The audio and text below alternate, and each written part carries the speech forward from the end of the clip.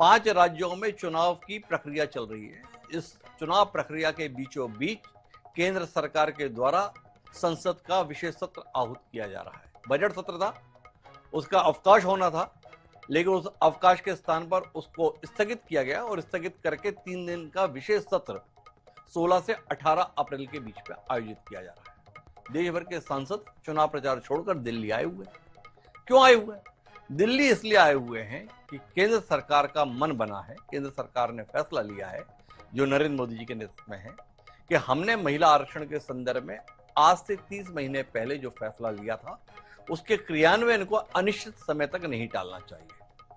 फैसला यह लिया गया है कि 3 संशोधन विधेयक लाकर इस महिला आरक्षण को 2029 के आम चुनाव में लागू कर दिया जाए। इसके लिए परिसीमन होगा, परिसीमन के 7 सीटों का नए सिरे से बंटवारा होगा, सीटों की संख्या बढ़ेगी और उसके माध्यम से महिला आरक्षण को सुनिश्चित किया जा सकेगा।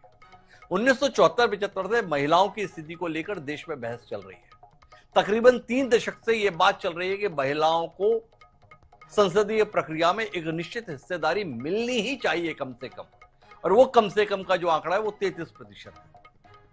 एक लंबी कवायद के बाद नरेंद्र मोदी और उनकी सरकार इस मसले पर सफलता हासिल करने में कामयाब रही। जब सितंबर 2023 में सर्वसम्मति से लोकसभा और राज्यसभा में महिलाओं को 33% आरक्षण देने का बिल संविधान संशोधन के रूप में पारित हो गया, लेकिन उस समय पर 2 शर्तें रखी गई। एक कि जनगणना के आधार पर परिसीमन और परिसीमन के आधार पर क्रियान्वयन।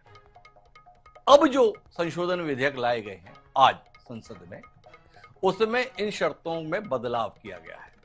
जो जनगणना है, वो जनगणना जो 2021 में होनी थी, 2021 की जो अब 2027 तक होने वाली है, उसको आधार ना मानते हुए सरकार की मंशा है कि 2011 के आधार पर ही हम इसे कंसीडर कर लें। और परिसीमन के संदर्भ में भी ये फैसला है कि 2011 की जनगणना को आधार मानते हुए परिसीमन किया जाए और परिसीमन के साथ साथ लोकसभा और विधानसभाओं में सीटों को भी 33% बढ़ा लिया जाए। अर्थात आज अगर 545 सीटें हैं लोकसभा में, तो ये सीटें अब 850 होंगी, जिसमें 815 राज्यों के हिस्से में होंगी और 35 सीटें केंद्र शासित प्रदेश के संदर्भ में। केंद्र शासित प्रदेश से आप समझने की कोशिश करेंगे, जैसे दिल्ली है, पुडुचेरी है, तो इनके संदर्भ में यह फैसला